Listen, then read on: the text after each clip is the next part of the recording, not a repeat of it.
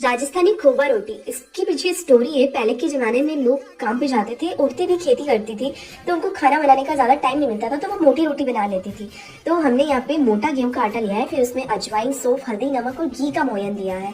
मोयन अच्छा देना है और उसमें थोड़ा थोड़ा पानी डालते जाना है और आटा टाइट डो लगा लेना है इस तरीके से। उसके बाद हमें इसको 10 से 15 मिनट का रेस्ट देना है। फिर हमें इसको 2 हिस्सों में डिवाइड करना है और एक मोटी रोटी बेल लेनी है।